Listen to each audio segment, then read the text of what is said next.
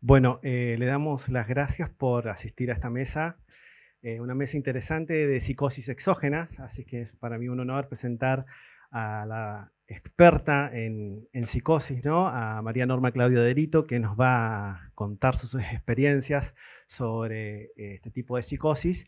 Eh, Como ustedes saben, es una reconocida psiquiatra, maestra de muchos residentes y muchos psiquiatras que están acá. Así es que un gusto. Vamos a empezar con una breve introducción y un poquito de la historia. ¿Por qué es importante la historia? La historia es todo, ¿no? La historia de nuestros comienzos como psiquiatras es importante saber nosotros como psiquiatras qué dijeron algunos psiquiatras conocidos, famosos, sobre lo que es la epilepsia y sobre lo que los problemas y los trastornos psicóticos básicamente de la epilepsia. Bien. Bueno, un poquito hablando de los franceses, Esquirol fue uno de los primeros psiquiatras que habló un poquito de los síntomas psicóticos que podrían presentar los pacientes epilépticos, ¿no? Y mencionaba en 1838 que habían pacientes que podían tener furia epiléptica. Bien interesante, el componente afectivo, ¿no? Directamente a furia, de una irritabilidad pasaría al extremo, ¿no? Y decía que estos pacientes podían tener alucinaciones visuales, ¿no? Visiones, dice, veían cuerpos luminosos, destellantes, y las alucinaciones olfatorias, ¿no? Que eso es lo que siempre nos enseñaron como psiquiatras cuando éramos residentes, ¿no? Decían las alucinaciones olfatorias, lesiones del unco, ¿no es cierto, profe? Muy bien. Entonces nos quedamos con eso pensando que era algo epiléptico. Bien, ponen olores más fétidos y escuchan sonidos como de explosiones, ¿no? De explosiones de truenos, ¿no? Como alucinaciones más simples. Siguiente. Bien. Después, otro francés, Morel, también habló sobre este término de la epilepsia larvada, y también Falret, que la nombró como la folie epiléptica, ¿no? O sea, que describían que los pacientes psicóticos presentaban en el brote, ¿no? En la crisis, brote, ¿no? Un brote. Y después vamos a empezar a hablar ahora sobre los alemanes. Jasper le dio mucho hincapié a la epilepsia y la nombró una de las tres grandes psicosis, ¿no? Junto con la psicosis maníaco-depresiva y la esquizofrenia. Es interesante porque como psiquiatras nosotros en la endogenicidad pensamos cuando vemos un brote psicótico en la psicosis bipolar, la bipolaridad, la esquizofrenia, y nos olvidamos mucho del oxógeno, no nos perdemos de ese lado, ¿no? Pensamos si nos derivaron a un paciente es porque probablemente ya pasó por muchos estudios, entonces olvidamos este lado tan interesante y muy importante que es la epilepsia. Y fue Jasper, ¿no es cierto?, en su psicopatología general que la nombró como importante, uno de los las grandes psicosis. Bien. Me gusta este autor, que tiene un libro que se llama Nuevo Tratado, pero no es nuevo, ¿no? No es nuevo, el Nuevo Tratado de Enfermedades Mentales. Es un autor hiper detallista, ¿no? Cuando hace semiología verdadera, ¿no? Entonces, dice que hay cambios en el carácter del epiléptico. También nos enseñaron como residentes la cuestión gliceroide, ¿no? El paciente viscoso, el paciente adhesivo, el paciente prolijo, el paciente hiperdetallista, ¿no? Y Bunke habla sobre esto, sobre los cambios del carácter epiléptico, que se cree que es por tantas crisis que hay un daño y produce eso una irritabilidad. Esa es una de las hipótesis. Y lleva a un cambio, ¿no? Y hace como una clasificación de tres grupos. Uno son los irascibles, que dicen que son muy, pero muy lentos, bien, para pensar, para aprender. Mucha perseverancia, ¿no? En sus monotemáticos, bien. Y muy rencorosos. La cuestión afectiva está muy ligada, ¿no? Como que no pasa transitorio. O sea, me miraste mal, ¿no es cierto? O me dijiste algo, ¿por qué me lo dijiste? Queda ahí medio catatímico, ¿no? Y no sueltan. Que tenían esta ceremonia ceremonia para el hablar, ¿no? Una cortesía, muy ordenados, este interés por la religiosidad, ¿no? Y dice que la preocupación es básicamente dos aspectos, su familia y ellos, nadie más, ¿no? Está este pensamiento anquilosado, ¿no? Enequético, y hay una pedantería minuciosa, es decir, hay dos lados en este tipo de pacientes. Hay por un lado una cierta grandeza, megalomanía, ¿no? Soy importante, estudié en este lugar, hice una maestría, ¿no? Me fue bien, ¿no? Y por otro lado, me quieren perjudicar, hay gente que no me deja progresar en mi carrera, ¿bien? Después habla sobre otro tipo de epilépticos que serían los hipersociales, o sea, otro cambio, otro tipo de personas que dice que son de ánimo blando, muy sumisos, suaves para hablar, simpáticos, complacientes, ¿bien? Y que tienen un optimismo, un envidiable optimismo, dice este psiquiatra alemán. Dicen que tiene una buena disposición, ¿no? El talante. Cuando le ofrecen algo, se levanta primero, asiste rápidamente a los lugares, ¿no? Un espíritu afable, pero también dice que son susceptibles. Pero lo que interesante dice que de estos hipersociales es que el psiquiatra, si hace una buena contención, los puede calmar. Dice, bien. Y hay un tercer grupo que dice que son los brutales, ¿no? Los violentos. Esto dice que están también muchos en los internados, ¿no? en los centros de psiquiatría, egocéntricos, malintencionados, una cuestión psicopática, extremadamente peligrosos. Y esto es importante, ¿por qué estamos hablando en esta mesa? Por esta cuestión también legal de este tipo de psicosis y la importancia que tiene esto. Y está el signo del cuchillo, ¿no? Interesante, ¿no? El signo del cuchillo. Cuando los pacientes empiezan a hablar de armas, y principalmente de cuchillo, se nos tiene que venir a la cabeza también la epilepsia, ¿no? No toman un tenedor, no toman un juguete, un vaso, sino que toman un cuchillo, ¿bien? Y después dice que hay una suerte de una beatería del epiléptico, ¿no? Porque es como que tiene doble cara, dice Bunke. Los pacientes dice que andan con un devocionario en el bolsillo, una suerte como de una Biblia, y dice que hablan de Dios, los labios hablan de Dios, pero tiene un espíritu canallesco en el cuerpo, ¿no? Como una doble cara, ¿no? Bien, las ideas delirantes, ¿cómo nacen de este tipo de pacientes? Por la irritabilidad, va la desconfianza y va la persecución. Y también va por los fenómenos sensoriales, ¿no? De lo visual, los brotes con las alucinaciones visuales, gustativas y olfatorias. Y son, como lo bien sabemos también, los delirios místicos religiosos, ¿no? Y dice que también puede quedar un delirio residual, pero que va con el tiempo, ¿no? Que se va con el tiempo. Pero si son más crónicos, dice que este delirio puede permanecer. Y acá habla interesante, toma el término la angustia mortal de Bowen. ¿Por qué? Porque estos pacientes como que se embargan, se envuelven en una angustia de miedo catastrófico, de un pavor enorme de que los van a asesinar o van a asesinar a su familia, ¿no? Y el delirio invade, ¿no? Empieza con primero, bueno, algunos dicen que empieza la idea, o otros dicen que empieza el afecto, ¿no? Bien. Y hace mucho hincapié Bunke sobre la forma catatónica, ¿no? Que no se olvidan, nos olvidamos también mucho de esto de la forma catatónica que puede tener la psicosis epiléptica, ¿no? Dice con esto, con cuadros así catalépticos, con negativismo y también con gran excitación motora. Entonces los dos polos, ¿no? Que sabemos muy bien que puede haber un paciente, que lo, dice, rescata mucho Goldar en la posición clínica de la catatonía, ¿no? No olvidar tampoco la epilepsia y la histeria, ¿no es cierto? Muy bien. Bueno, y habla acá también sobre los estados crepusculares, ¿no?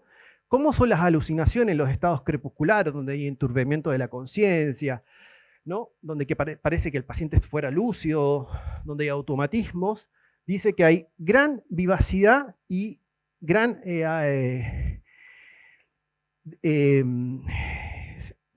se quedan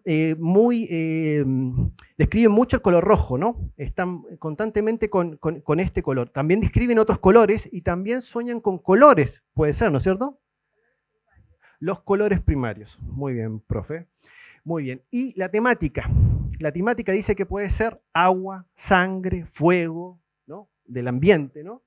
Animales fabulosos, se caen las paredes, se abre el cielo, el piso se abre, son raras, ¿no es cierto? No son las alucinaciones que a veces escuchamos, ¿no?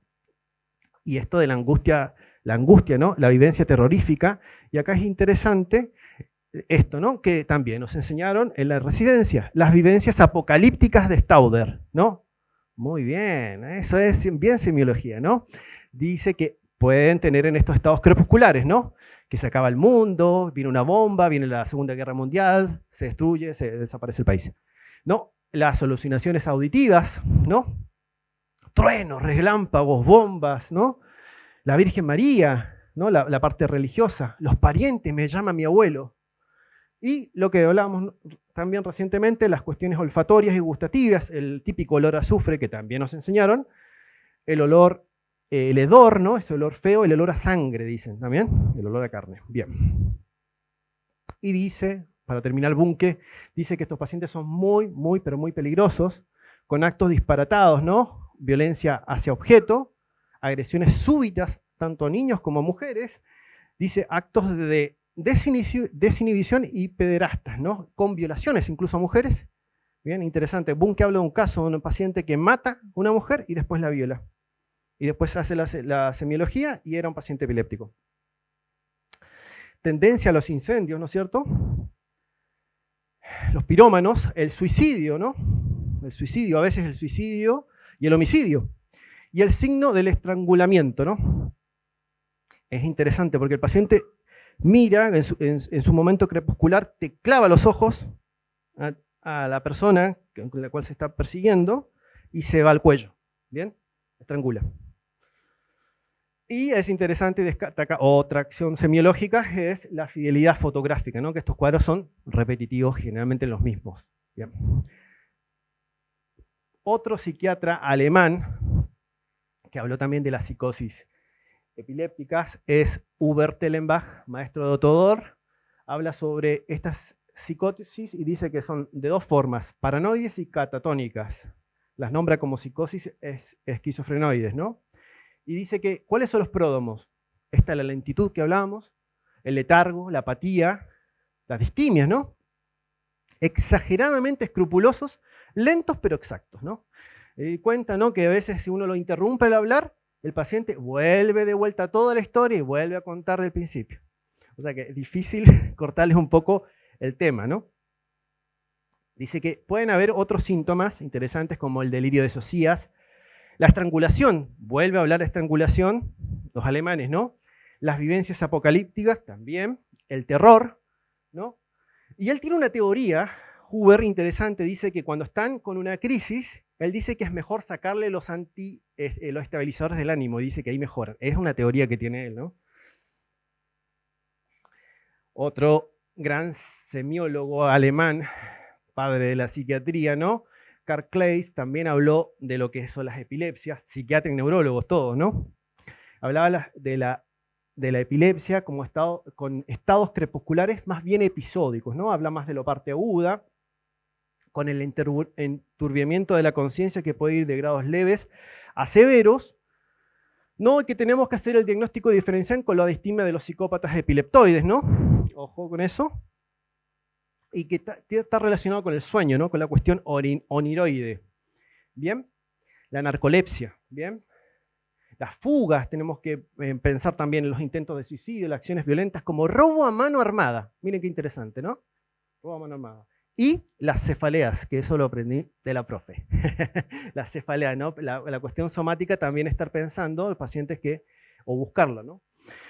Bien, con impulsividad, bueno, la furia, ¿no? Y miren, lo interesante, otro hallazgo interesante semiológico es la psicosis de inspiración, ¿no? Esto, ¿no es cierto?, religioso, fui enviado, fui elegido, ¿no? Que puede confundirnos con la cicloidía. Exactamente, entonces, pero dice que acá también puede haber alucinosis agudas, ¿bien? Seguimos. Y hace acá también un vuelco semiológico interesante porque dice que pueden haber cambios en la facultad del conocimiento, donde dice que si hay disminución de la impresión, está perplejo y dudoso, pero si hay un aumento, estaría el déjà vu. ¿Bien? Y vamos a dejar a la profesora.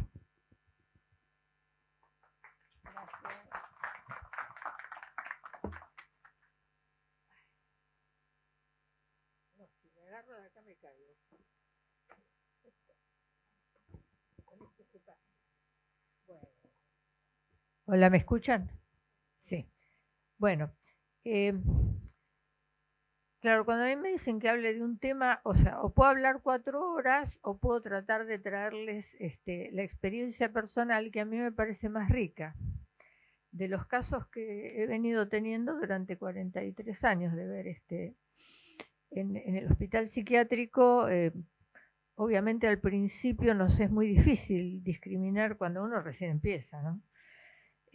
Discriminar un estado crepuscular epiléptico con elementos psicóticos de un cuadro de brote esquizofrénico, por ejemplo. A veces es muy difícil. Pero si uno ya tiene experiencia de varios años, enseguida puede discriminar esta situación. Bueno, vamos a ver, en realidad esto es un raconto de lo que son las epilepsias, pero la idea es que en base a esto yo le voy a contar los casos. Bueno, acá yo no me voy a detener en lo que ya dijo el doctor, ¿no? Porque esto ya está dicho, pero lo importante es saber acá que estamos hablando de una psicosis exógena. Es decir, que estamos hablando de un cerebro enfermo realmente. Con esto yo no quiero decir que la esquizofrenia no sea un cerebro enfermo, por supuesto que también es un cerebro enfermo. Pero en la epilepsia lo que se da es que en los últimos 20 o 30 años, yo cuando me recibí se hablaba mucho de epilepsia idiopática. ¿Y por qué se hablaba mucho? Porque no sabía dónde estaba el foco. En realidad no teníamos, como tenemos ahora, neuroimágenes. No teníamos, había que esperar que el paciente se muriera a ver si uno encontraba algún lugar anatómico, incluso hasta microscópico, que estuviera fuera de contexto y uno pudiera decir este era el foco epiléptico. Pero yo me acuerdo que cuando me recibí el 90% de las epilepsias eran idiopáticas. Bueno, después con el mapeo cerebral, no tanto con el electroencefalograma, porque el electroencefalograma no capta mucho, capta muy superficialmente las ondas eléctricas. Entonces, cuando se trata de epilepsias centroencefálicas o epilepsias frontales, es muy probable que estando en intercrisis un electroencefalograma no pesque nada. Entonces, a veces es al divino botón, cuando sospechamos epilepsia, mandar a hacer un electroencefalograma, se lo digo sinceramente. Es preferible, si uno no va a hacer una neuroimagen, por lo menos un mapeo cerebral. Directamente ir al mapeo o ir a la polisomnografía. En realidad son mucho más útiles para detectar un foco, la polisomnografía y el mapeo cerebral, que un simple electroencefalograma. Porque cuando los focos están lejos de la superficie craneal, el electroencefalograma no los detecta. ¿Sí? Entonces, son generadas las epilepsias por sustratos neurofisiológicos y neuroanatómicos primarios o secundariamente cerebrales. ¿Por qué primarios o secundariamente? Bueno, primarios puede ser que el niño haya nacido con una zona del cerebro. Entonces, vamos a suponer un caso, un ejemplo le voy a dar, madre alcohólica. En las madres alcohólicas es muy frecuente que aparezcan retrasos mentales y que aparezcan focos epilépticos. ¿Por qué? Porque en la migración de los neuroblastos a las cortezas primarias hay fallas, y esas fallas pueden convertirse en un foco epileptógeno, más allá de traer cierto retraso, etc. Ese es un ejemplo de lo que sería, digamos, algo primario. Secundario puede ser secundario a un traumatismo encefalocraniano. Yo me acuerdo que tenía, acá empiezo con las anécdotas, ¿no? Pero discúlpenme, pues si no, me parece que es mucho más útil. En la clínica una vez teníamos un señor que había sido camionero. Choca con el camión, tiene un traumatismo cráneoencefálico y queda con una demencia postraumática y con un foco epileptógeno cuya sintomatología era la siguiente. En principio aparecía un foco una epilepsia focal. Es decir, el primer síntoma del señor era desvestirse. Y esto ustedes ya lo habrán escuchado, porque ¿se acuerdan el caso que hubo de las chicas que pensaban que el remisero las iba a violar porque empezó a desvestirse? Esto pasó hace bastantes años, pero yo me acuerdo porque siempre me quedó grabado el paciente que se desvestía en Turdera. Entonces, la forma de manifestarse el foco que no es generalizado, que está en un determinado lugar, que en este caso era un lugar motor, lo que hacía es que el señor empezara desvistiéndose, o sea, se empezaba a desprender la camisa, después se bajaba el cierre, y las enfermeras empezaban a correr y decir, traigan Valium, venían todas con la inyección de Valium, se lo daban, y generalmente lograban yugular la crisis. Y si no la podían yugular, secundariamente se generalizaba y hacía una tónico-clónica. La verdad es que nos convenía que hiciera la tónico-clónica, porque si no hacía la tónico-clónica, quedaba en un estado crepuscular que a veces duraba varias horas. Y nos costaba mucho sacarlo de ese estado crepuscular, donde había una disminución de la vigilancia.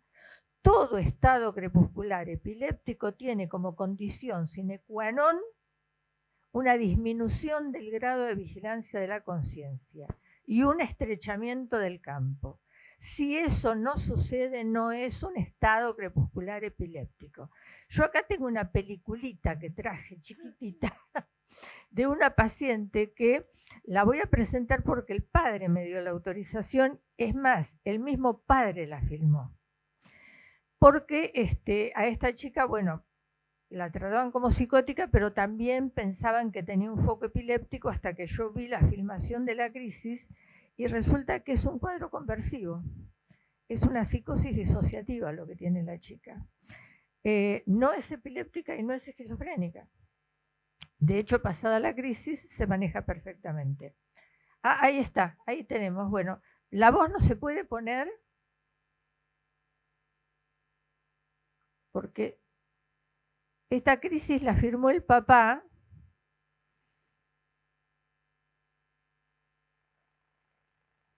Esperen un cachito que ahora viene la parte donde, miren, esto me lo ha hecho a mí en el consultorio,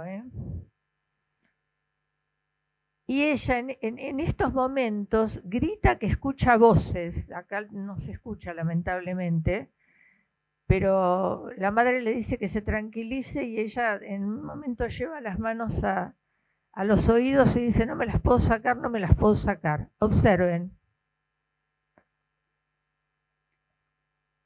Bueno, esto es una crisis disociativa en una psicosis histérica.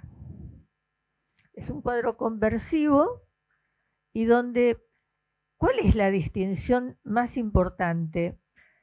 La distinción más importante es que esta chica, si bien está en un estado crepuscular, la disminución de la claridad de la conciencia nunca es tan profunda como en los estados crepusculares epilépticos verdaderos, que es más profunda, ¿no? Acá es como, no es como si ella no puede evitar esto, no es que, como decía Kretschmer, en histeria, reflejo e instinto. Cuando el estado crepuscular se dispara, ya escapa de la voluntad del paciente. Hay una disociación y marcha por sí solo y prácticamente se manifiesta más allá de la voluntad del paciente. No la puede frenar, la comienza por una instancia de demandar alguna situación particular, pero después ya no la puede parar. No es más dueño de su voluntad. Bueno, hay otras figuritas pero bueno, les quería mostrar esto porque para ver lo que es un estado crepuscular disociativo o conversivo, a diferencia de lo que es un estado crepuscular epiléptico, que bueno, ya les voy a contar algunos porque no los tengo filmados, perdón. Entonces, les decía, tenemos crisis parciales y secundariamente generalizadas. Las crisis parciales van a depender del lugar donde está el foco. ¿Cómo hemos ubicado el foco últimamente? Bueno, gracias al mapeo cerebral y gracias a la neuroimagen funcional, porque con las neuroimágenes funcionales detectamos zonas de hipofunción y de hiperfunción que nos están indicando que son zonas que en determinado momento están aptas para disparar una crisis, ¿no? Y justamente la clínica coincide con la zona de hipofunción. Lástima que no está acá el doctor Sarferstein, que es el que tiene todas las imágenes. Pero bueno, las crisis parciales dependen del lugar donde se van a manifestar según el lugar donde esté el foco epiléptico. Lo que les contaba es que últimamente con el tema de la neuroimagen funcional nos es mucho más fácil ubicar el foco. Es decir, en general, últimamente, juntando la clínica con la neuroimagen, podemos detectar dónde está el foco. Entonces, esas epilepsias idiopáticas de hace 40 años atrás, ahora prácticamente se han convertido en un 20% o menos.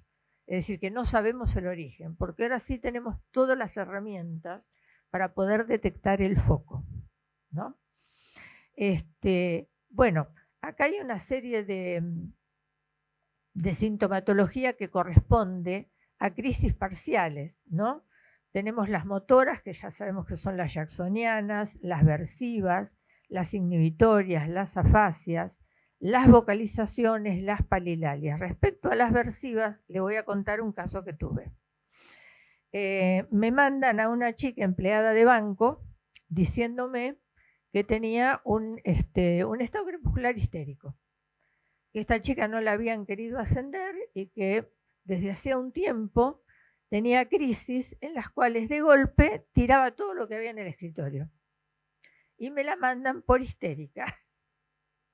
Entonces, bueno, yo la veo a la chica, veo el aspecto, y no tenía aspecto de histérica, porque, digamos, la histeria con el aspecto alcanza, ¿no? Uno los ve. Esta chica no estaba pintada, estaba arreglada así nomás, una chica muy sencilla, muy amable, así como decía el doctor, como muy ceremoniosa. Le pido 1000 disculpas, doctora, yo no sé por qué me mandan acá. Ellos dicen que yo tiro todo del escritorio, pero yo no me acuerdo haber tirado nada. La verdad es que sí, las cosas, después yo me doy cuenta que están en el piso, pero no sé por qué fueron a parar al piso. Digo, bueno, mire, a ver. Entonces le empiezo a preguntar de su vida, qué sé yo, para hacer una historia clínica, y de golpe veo que hace esto.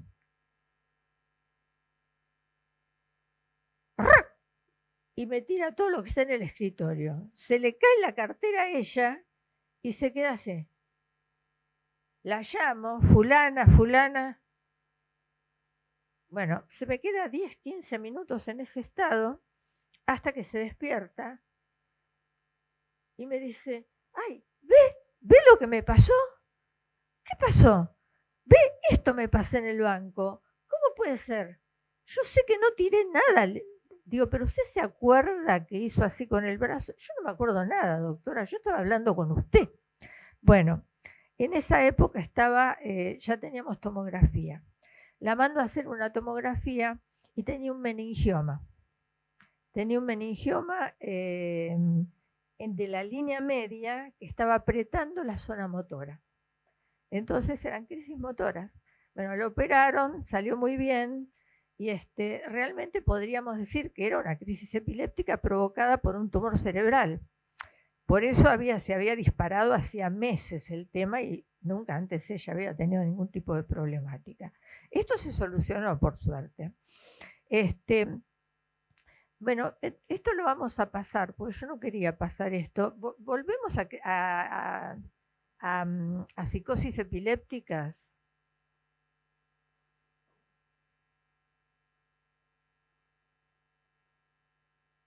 Los voy a volver locos con esto. Ahí está, volvamos a esta. Bueno, sigamos pasando. La próxima. Soy yo. Claro, ay, qué tonta. Bueno, acá están las epilepsias generalizadas, que son el gran mal, el petit mal, y las parciales. Ahora, las formas parciales ustedes saben que despolarizan una zona particular del cerebro, mientras que las crisis generalizadas despolarizan todo el cerebro. La cantidad de zona que es despolarizada depende del fenómeno de reclutamiento. Dispara el foco, recluta, y lo que recluta puede ser una zona pequeña, que es la que va a dar el síntoma, y eso puede despolarizarse totalmente y secundariamente generalizarse o no, o quedarse frenadito en el lugar donde apareció. Ahora, estas crisis parciales, que ya les dije, los síntomas dependen del lugar donde se encuentren, pueden ser simples o complejas. Simples quiere decir que no tienen síntomas psicóticos y complejas quiere decir que sí tienen síntomas psicóticos. Por otra parte, estas parciales pueden generalizarse secundariamente o no. Yo he visto crisis parciales psicomotoras, bitemporales, tenía una paciente en el Riglos especialmente, que cuando hacía la crisis temporal y entraba en un estado crepuscular epiléptico con síntomas psicóticos, con alucinaciones visuales y cuestiones persecutorias, le duraba entre 6 y 8 días. Así que eso de que dura horas o minutos, sáquenselo de la cabeza.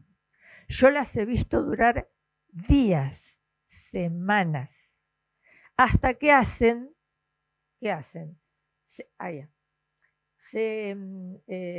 secundariamente se generalizan y ahí desaparece. Entonces yo les diría, señores, ¿cómo se para una crisis parcial cuando dura tanto tiempo? Y si yo le digo, me van a decir, doctor, usted dijo una mala palabra. Si le haces un electroshock, se le pasa en un minuto, porque lo estás reseteando. Si no, tenés que esperar que se resetee solo. Y para que se resetee solo, resulta que puede tardar, lo he visto con mis propios ojos, días y días. Pacientes babeándose en estado crepuscular, en un estado de angustia terrible, y ahora les voy a decir por qué de angustia terrible, ¿no? Entonces, vamos a pasar esto y vamos a ver un poquito el tema de la conciencia, que me interesa mucho para que se entienda lo que es un estado crepuscular epiléptico, porque está en los libros, digamos. Si ustedes quieren leer crisis parciales, están en los libros. Pero lo que yo les quiero contar es la experiencia que yo he tenido en las crisis parciales con los estados de conciencia y cómo uno los puede pescar.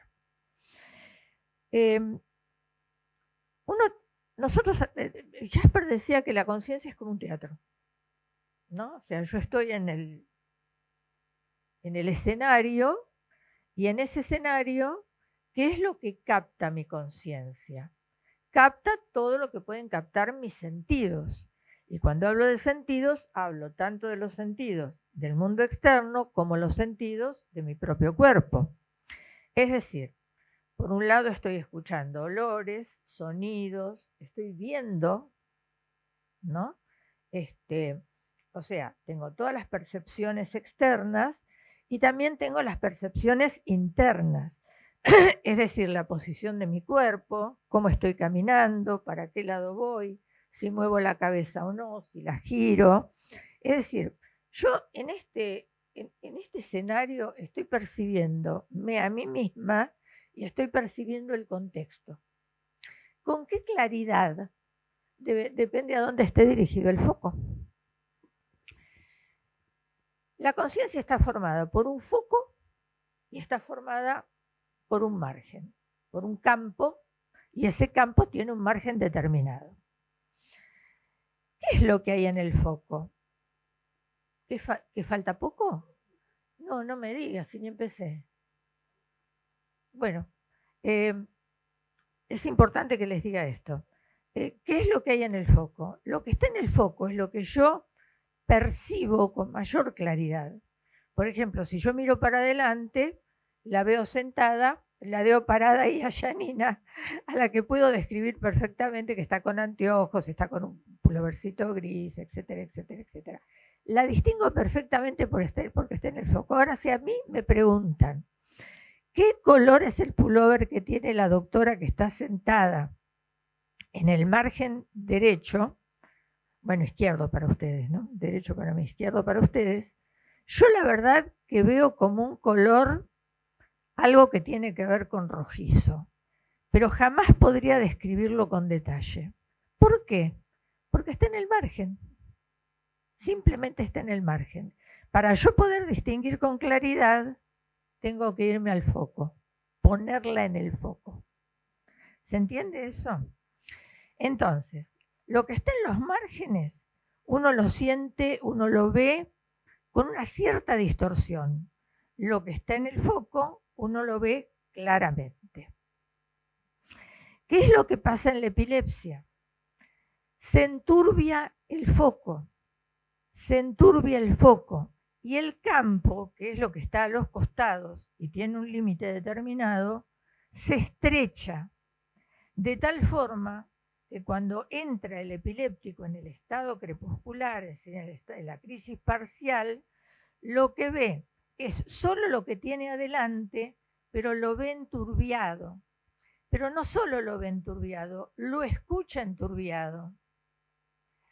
No solamente su cuerpo lo siente raro. Yo he tenido epilepsias donde el paciente sentía, cuando aparecía la crisis, que los miembros le crecían de tamaño, empezaban a pesarle más y sentía que perdía la fuerza y se caía. Y de hecho se caía, pero nunca llegaba a perder la conciencia totalmente.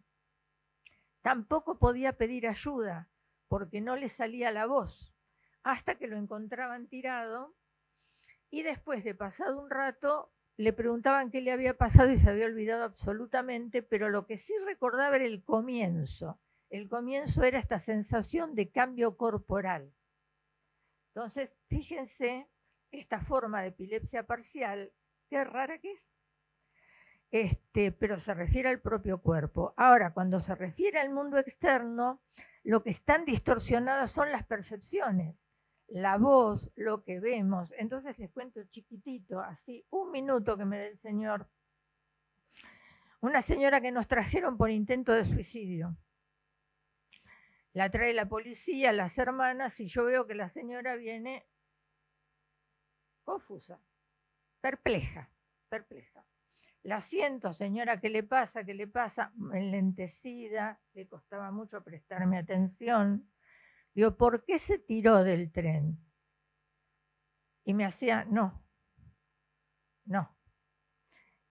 Bueno, vamos despacito.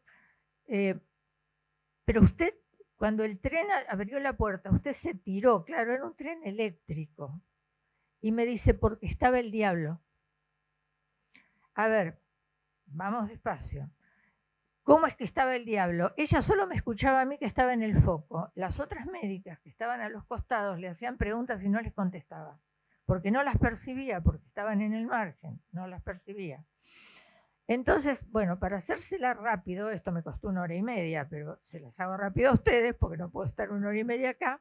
Me dice la señora que en determinado momento ella estaba parada en el tren eléctrico y empieza a ver que todas las figuras empiezan a moverse lentamente y que hablaban con una voz deformada y se iban poniendo color rojo. La señora se ve invadida por una angustia tremebunda y la primera idea que le viene a la cabeza es: estoy en el infierno y esto es el diablo. Entonces lo único que pudo hacer fue apoyarse contra la puerta y quedarse inmóvil porque no se podía mover, no podía ir ni para adelante, ni para atrás, ni para ninguna parte. Bueno, cuando abre la puerta el tren eléctrico se cae para atrás. Nunca había intentado suicidarse. Tampoco huye del diablo, simplemente cae a muerto para atrás.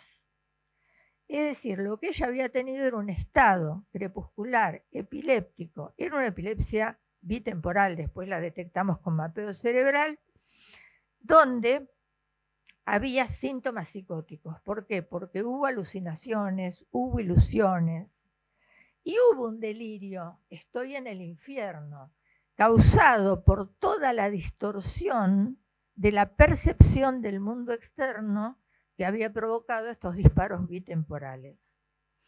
Bueno, esta señora estuvo en este estado como 2 o 3 días más y después salió.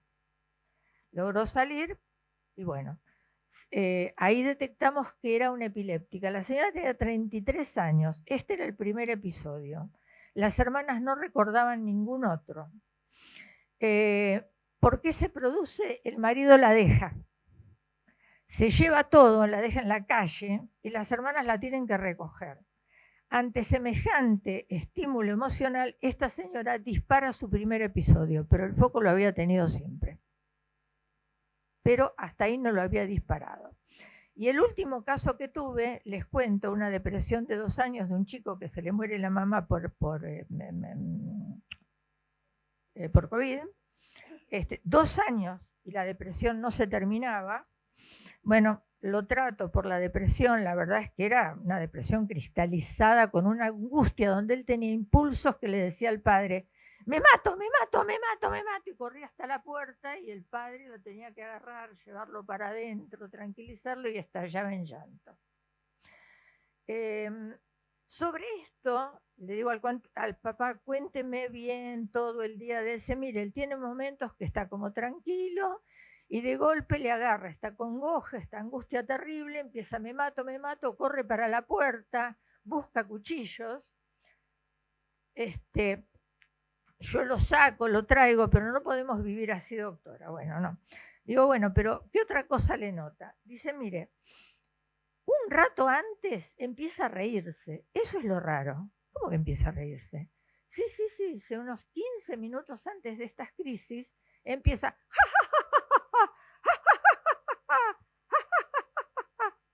¿Saben qué se llama eso? Risa gelástica.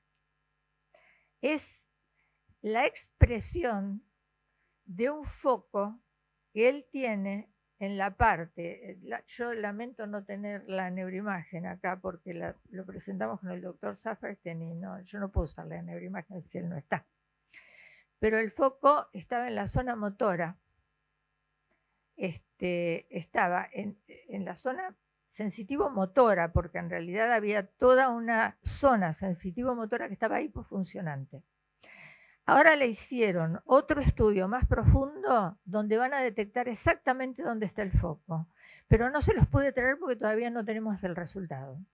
Lo hicimos en combinación con un neurólogo. Entonces, entendemos que esta depresión cristalizada que duró 2 años y que ha mejorado muchísimo con la motrigina y un toquecito de Pamín, en realidad era la expresión de una epilepsia parcial que está ubicada en una zona muy peculiar que todavía no tengo la ubicación exacta como para poder decírselas. Pero si el papá esto de la risa lo tenía hacía varios años y nadie le había dado ni 5 de bolilla. Nadie, o sea, se pensaban que era como, no sé, una particularidad de él, no sé, nadie le dio ni 5 de bolilla. No, era una risa gelástica expresión de una epilepsia parcial que con la emoción de la madre murió en los brazos de él de COVID, murió en los brazos de él. A partir de ahí hace una depresión que dura 2 años y no podía salir con estos impulsos de autoagredirse y matarse con un cuchillo. Bueno, ahora afortunadamente medicado con antiepilépticos, el único antidepresivo que se puede utilizar en estos casos, les cuento, que es el Celopran. Citalopram no, perdón, no. Sertralina, porque es la que menos baja el umbral. En segundo lugar está el citalopram, pero la sertralina es la que menos baja el umbral convulsivo. Pero en realidad el chico respondió al tratamiento antiepiléptico, más que nada. Así que bueno, hay mucho para hablar de epilepsia, podría hablar 3 días seguidos. es un pecado porque los casos que he tenido son rarísimos y hay que saber detectar las epilepsias. Ni que hablar de las crónicas. Una vez tuve una paranoia vera y era una psicosis epiléptica crónica. Esta chica que tenía crisis tónico-clónicas generalizadas en un momento determinado, es un cuadro paranoico, casi mata al primo, una cuestión persecutoria de perjuicio. Bueno, me la mandan y cuando veo la resonancia me quería morir porque ella había nacido con una hipertrofia ventricular a presión normal. Los ventrículos eran así grandes y el cerebro, la corteza tenía el grosor de mi dedo. Así había vivido, estudiado, terminado el secundario, criado 2 hijos, teniendo crisis generalizadas, hasta que hizo esta psicosis epiléptica pero crónica. Ojo, las psicosis epilépticas crónicas no cursan con disminución de la vigilancia. El campo se conserva sin ningún tipo de problema. Ojo con eso, y hay normalización del electroencefalograma, incluso hasta del mapeo. Bueno, detalles de las epilepsias. No les puedo contar más, pero habría un montón. Es un tema apasionante. Es un tema apasionante, realmente. Bueno, gracias.